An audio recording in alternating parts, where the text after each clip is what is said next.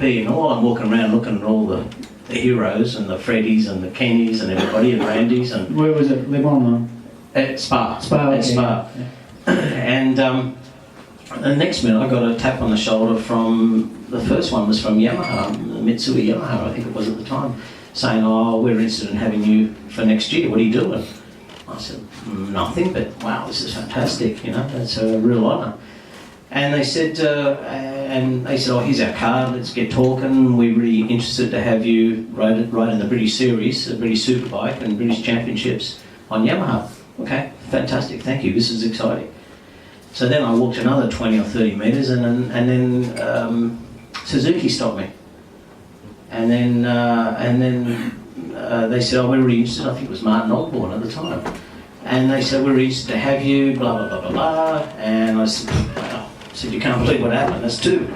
And then I walked another 50 metres and then Honda, Barry Simmons says, oh, we're interested in you for next year. And so that day, because I drove Ruth's car there, I got an invitation for 3 factory, what I call factory, British rides to do the British Championship. So, and I got paid. It wasn't a lot of money, but it was a great chance for me to actually finally make it into the bigger scene. So it was pretty exciting time for me, and yeah, it was great. And that just, we were talking about that earlier, it's something that can't happen today, no matter, like before, if you had a half decent bit of talent, you might get a ride on someone's bike. If you're any good, you might get picked up and make a few dollars, but it's almost impossible for that to happen now.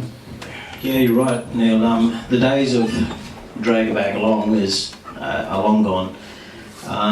We were explaining it yesterday and today, is that you've got to start at such a young age now. And if you've probably seen the MotoGP or GP racing is full of Italians and Spanish. And it's quite frustrating, to be honest. And there's very few Aussies and Americans. In fact, there's no Americans right now, and nearly no Australians. And the tides are turned because the Spanish and the Italians, their federations, have opened the doors and worked with the governments where they've allowed the kids to start riding at 3 years of age on those little pocket bikes. Now, I used to think it was insane and it's completely ridiculous, but the results I've seen is I'm proven wrong. They're really incredible what these kids can do now. And when they start at such a young age, they're just so natural, and they just progress and progress and progress and progress. And you see Marquez's and things like that. That's all from that era and from that type of grading or that system that they got. Australia doesn't have that, America doesn't have that, and I can't see that changing for some time. And unfortunately, our grids are full of Italians and Spanish, and it's good for those two countries, but the World Championship's about all riders from around the world and about TV networks tuning in and things like that. So I'm a little bit disappointed in the way that it's gone, to be honest, and that they should be trying to help other countries get in. I know they're trying to help Asians with those Asian Cup races and so on, which is a start, but they have to think a bit more broader and bigger than that and think about what the grids consist of. Yeah, it's impossible for anyone just to show up and, like you say, drag the bag along or make it happen themselves. Someone has to make it happen from a really young age. Anyway, you moved to Honda. Were you Roger Marshall's teammate straight away? So Roger was he with Suzuki when Roger? Not in '82. Roger was with Suzuki, and in '83 he joined me in Honda. And then I started club racing, and club races look up to you guys and the factory teams, and sure you were both at front of the racetrack, but you, Redgate at Donington, you looked like you were causing chaos on Sunday. Roger's marriage failed, and I can't help thinking you played a part in that, or leading him astray, or getting him into trouble. I can tell you some funny stories about Roger and parties. Roger can tell some funny stories about Does Roger ever told you the one about the Isle of Man? No, well, if you tell Isle of Man one, I'll tell you the Suzuki Air one. Oh, really? You're not involved. Oh, good. You probably were involved, but you don't feature. Well, in '81, the Isle of Man, I've never ridden on. Oh, I did do a little bit of road riding. Did you do the Northwest 200? I did do the Northwest 200, and I was there when John Newbold got killed. I was in that race, and I nearly got hit with his bike when he hit the lamp pole, so it was a pretty sad moment. I did the Ulster as well, and I ended up in the paddock and just about hit a cow, and he was all over me. So It was pretty frightening. It's not my bag. I went over to the Isle of Man to learn the circuit. The Isle of Man were going to pay me really handsomely to do it in '81 on this bike. They wanted me to ride that, and we were going out each day learning the circuit. It was all fantastic, as we should, as good boys, because we went over together and he's Fort Grenada.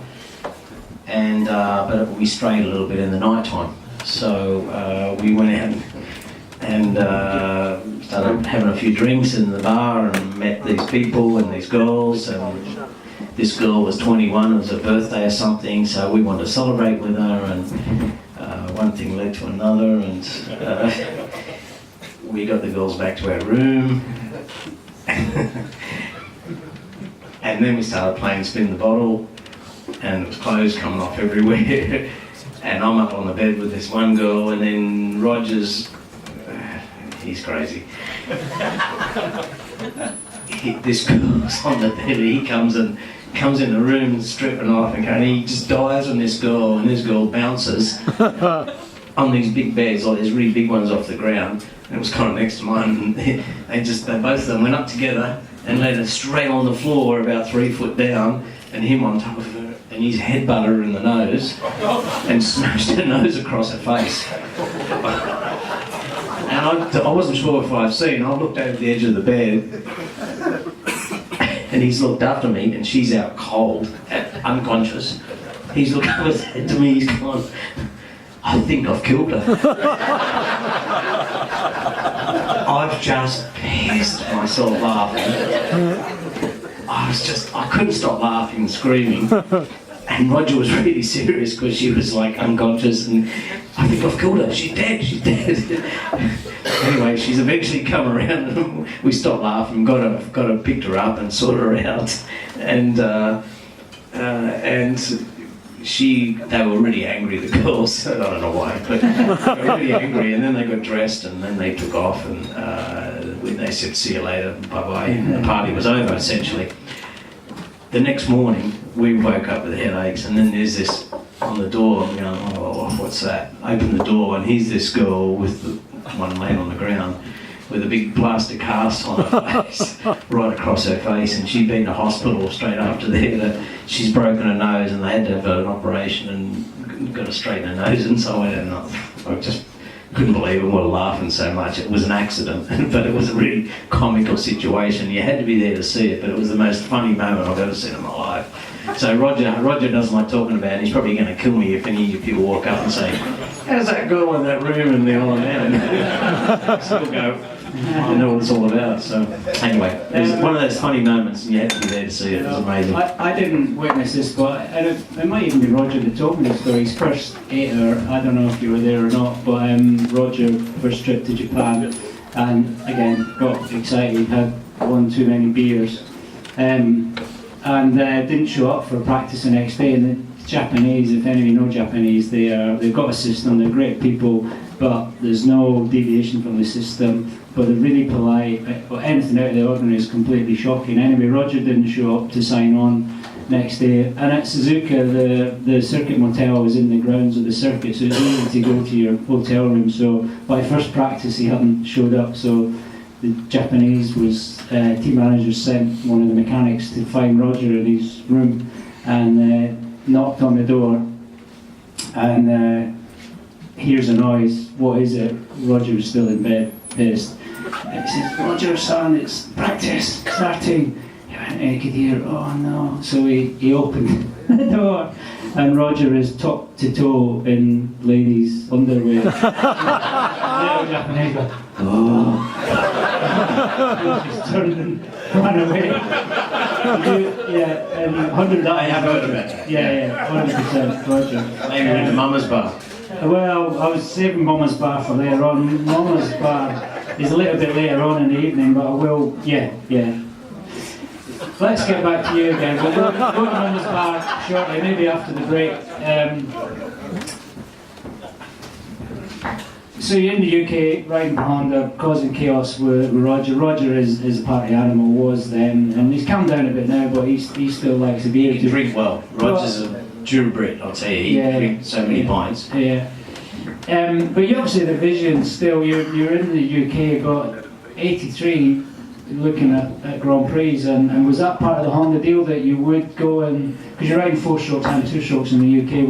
Did you negotiate that into to make sure you were getting some Grand Prix in the package? Yeah, well, when I joined Honda, one of my main visions was to go out and ride 500s and get to Grand Prix. And so I used Honda Britain as the back door into Honda, and then HRC and so on. And so then were you getting confidence thinking, I can do this, I can go all the way, and I need to find a way to... Yeah, well, what happened was I wanted to do GPs, and Honda Britain, they were starting to produce the RS 500, the 3-cylinder RS at that time, so it was going to become available to do national championships. And so my vision was to do GPs, Honda Britain's vision was to stay in the UK and do the UK races and win. And I said, okay, I'll do that, but I want to do some GPs, and they went, well, you'll have to pay for it. So I actually had to pay for the first 3 or 4 or 5 races myself, but it was a deal where Dunlop gave us the tyres, we were using Dunlop at the time, and I had to pay for the mechanics and the truck and the fuel and the ferry crossing and the hotels. But I looked at the prize money and went, I can really make this work, you know, if I can get enough prize money out of it, it'll just about cover the cost to get there. And I went, okay, let's go and try it. So my first race was at the Dutch TT in '83. Yeah, so yeah, an investment. So everyone thinks, yeah, Honda just send them there, but yeah, it's good. You've still got to pay, you've got to make it happen and see how much you want it. Yeah, well, that's right, and it's a driving force too. Yeah. Even though you try to get help, and I'm going through the same process with Remy, you know. So, but that I don't know. Most people remember the Dutch TT in '83. Yeah, it was a nightmare start. I mean, we don't get a lot of TV broadcast then, but that appeared on TV. You've probably seen on YouTube and so on where Franco Mancini, he falls off high sides on about the 2nd or 3rd lap when it was the long track, and I've come around in about 15th place or something around about there, and I've come around, there was a big snake of bikes going over to the right and round instead of going straight, and I'm going, what's it? The next minute I looked up and here's Uncini, all the bikes have gone round, and I'm like the next bike, and I seen him, he starts to run across this way, and I was going to follow this. The next minute I've gone, shit, I'm trying to avoid him, and he didn't see me, and he's ran with his head down, running, trying to get off the track, and I hit him right on the front of the bike, and it spins in mid-air. I'm not sure if anyone's seen this. His helmet comes off, and he lands face on the ground, cuts his face, and I go off into a ditch, into the dike at the side of the track, and crash. That was my very first Grand Prix. That was about the 3rd lap or something, 3rd or 4th lap, so it wasn't a particularly good start. And I thought I'd killed the guy, to be honest. It was a massive impact. I hurt my knee, but it wasn't too bad. They picked me up and took me to hospital. Obviously he went to hospital, he was in a coma. And then I was at the hospital and I was in a wheelchair, and I was really concerned for Franco Uncini because he was the current world champion at that time. And luckily the TV was around, and it captured the whole moment, luckily.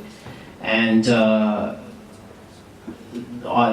doctors were releasing me because they had my leg in a cast. I did some tendons or something like that in the knee at the time. It wasn't too bad.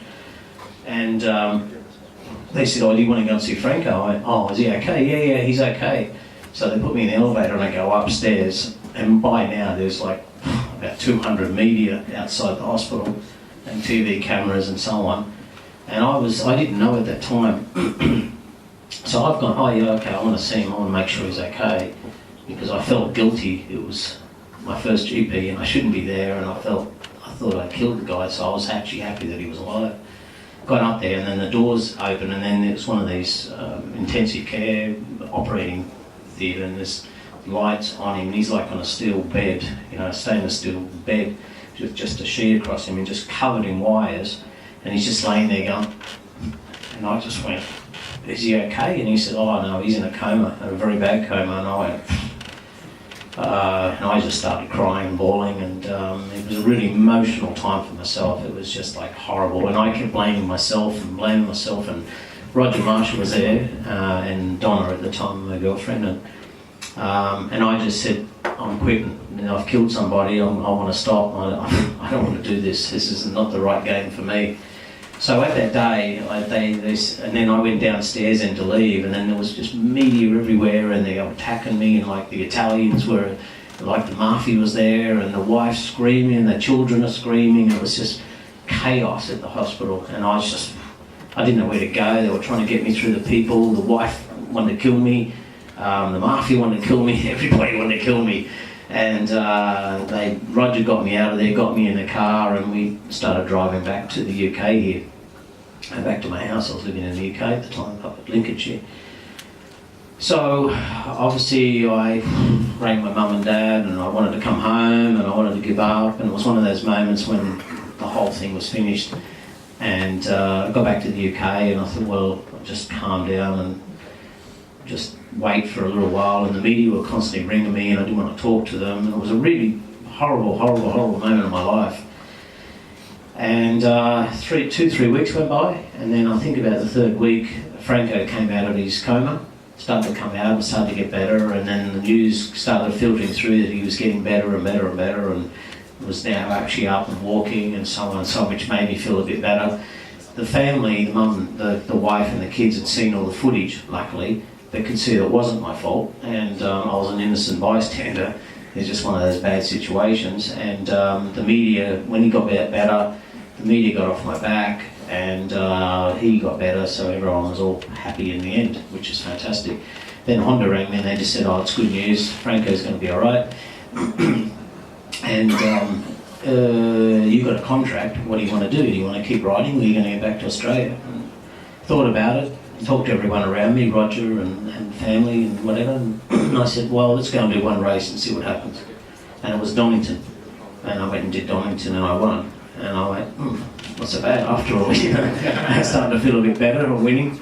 So I went, okay, all right, I'll continue on. And then I started winning everything at that time. Racing's like that though, the incredible highs of the more wacky events, and then that. And Christian Saran said to me once that racing exactly is like that, so many highs and so many lows, but he'd much rather have the highs and lows than a normal steady life. But it really is like that, amazing 1 minute and then horrendous the next. Yeah, but that's the beauty of the racing. Yeah, is because it's never a dull moment. Never. You know? There's a story every weekend. I tell my boys when we leave the drive, whatever happens, there'll be a story on Sunday night of the weekend. It might be good, bad, or whatever, but if you stay home watching Coronation Street, there'll be no story. Yeah, you've got to be out having a go. But everyone has a different story. If you look at any of the riders, whether it's myself or Niall or Rossi, we've all got totally different stories, but we've all got to the same point. But we've got all these different avenues, and as I keep telling my son, our sons, is enjoy the journey, because the journey is the fun to get there. And even though there's ups and downs, it's never going to be perfect. You're never going to have a factory right everywhere. You're never going to get it exactly right, and you've got to go through some hard times. But the hard times make good times taste so good. So you know, you just got to be patient, but it's frustrating, and you just think you're not going to get there. But again, don't give up. Keep looking at the light at the end of the tunnel, and it'll happen. It will happen. You did a few more GPs that year. Nothing happened instantly, but then in '84 did a few more, and then grabbed your first podium in Understorp. Yeah. Was that a similar deal in '84? Yeah, that was. I think that was in about '85, wasn't it? No. '84. Well, '83 was according to my notes and according to my memory. '83 you did a few more GPs. Oh, okay. No He points, knows better than me. no point scoring finishes, but points then were top. Yeah. And then into '84, a few more GPs along with your UK stuff.